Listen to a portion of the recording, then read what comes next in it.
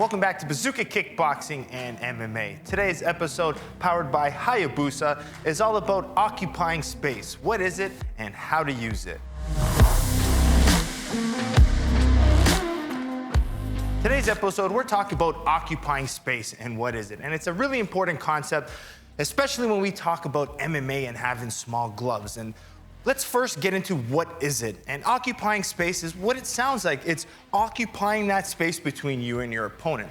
A lot of times when fighters get into the cage or to the ring, they keep their hands pinned to their face like this.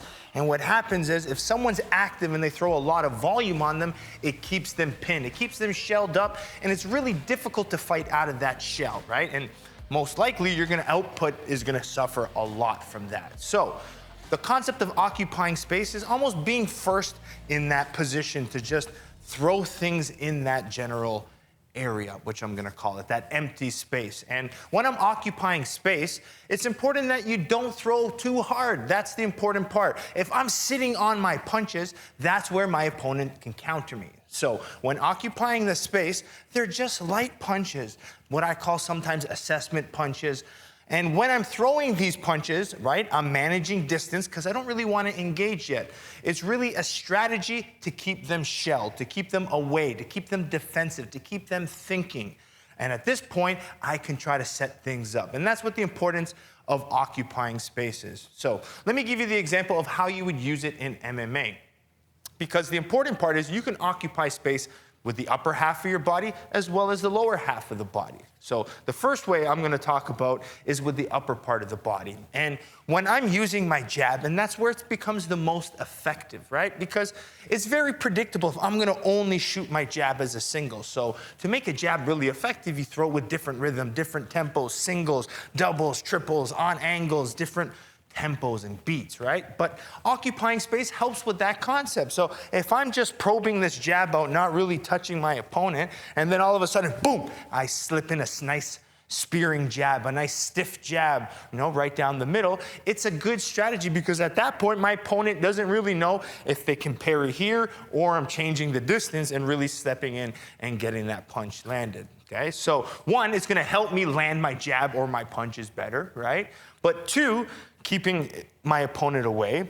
But three, it's gonna really keep them and keep me defensive. It's gonna avoid them from coming in. If I'm keeping this punch here and someone needs to step in, they have to walk through that jab. So there's a little bit more danger and there's a little bit more risk to come in by me throwing these punches, right? So there's so many reasons why I want to throw that punch. Now, in MMA, with that distance deception, now being a striker, a lot of guys want to get under you, want to take you down, want to grapple with you. So the concept of occupying space, like I mentioned in the open, is so important in MMA if you don't want to be taken down. If you don't want to engage in any clinching, you have to occupy the space. Put that threat in between, put the missiles out, put the attacks coming forward to make it very difficult, right? So let's now talk about the rear hand. The rear hand's very important too. Just like the concept with the jab of changing distance and making it difficult for my opponent to come in, right?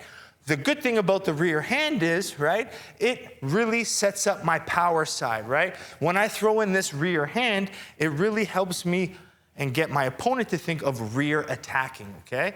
Now, if I'm using the probing jab here, as soon as my opponent steps in, boom, that quick power side from the rear is very effective, okay? And this is what's the occupying space. Even if my punch is halfway, boom, I just turn it over and I decide when the occupying space punch turns into an actual strike, right?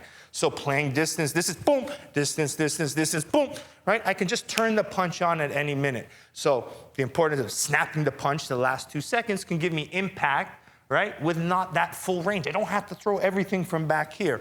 So here, boom, I just could turn over, get that quick snap, and get the impact I'm looking for, all right?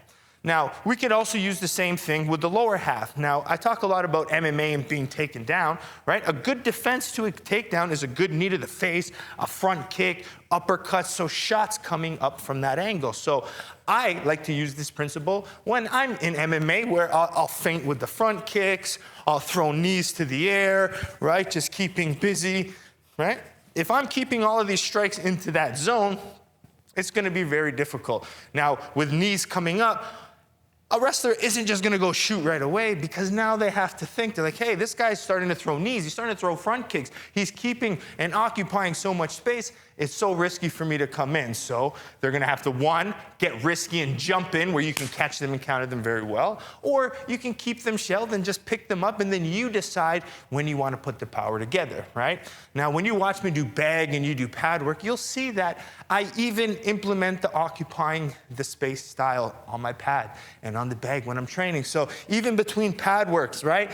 The combination might be simple power style, maybe cross hook round kick, right? The ultimate classic Dutch style kickboxing, right? Boom, boom, power. But in between those power combinations, I'm just occupying space. I'm just throwing my jab out, feinting a little bit, ready? Then when it's time to go, boom, boom, bang, right? So when I'm ready, I throw my power combination off of that. So the concept of occupying space is very important, right?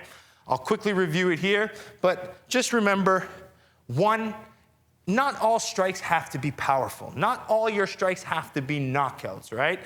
Right? I'm not touching my opponent, right? I'm not even touching my opponent with this strike, okay? That's how much you have to think. So I could do occupying the space to assessment touches, right? I can just touch the jab, and then I can hit. So right away, I can throw my punches to the air, to the guard, and to the head, or to the leg, or to do the damage, right? So understanding that different ranges and different types of power and intensity all have to be in play when you're doing it.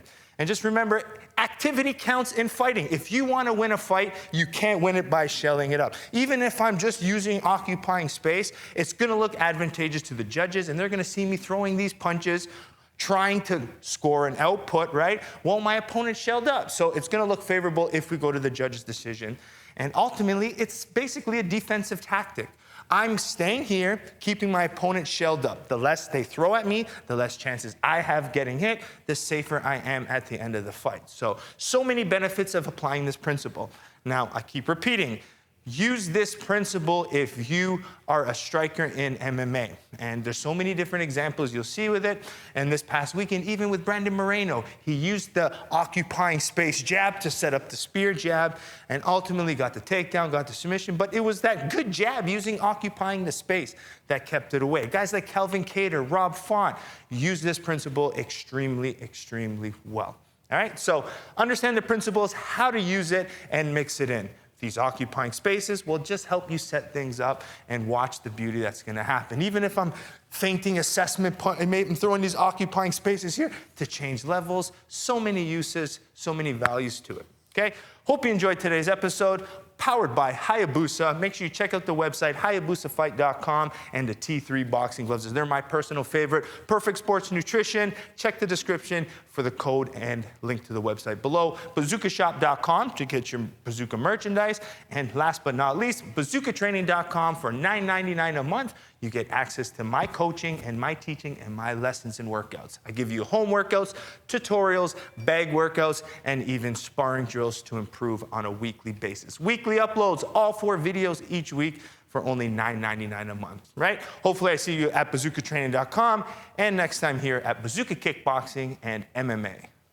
Over 1 year in lockdown, an empty gym, a divided community, many questions unanswered. They're doing the best they can, trying to save their business. But on one man's 36th birthday, he decided to fight back.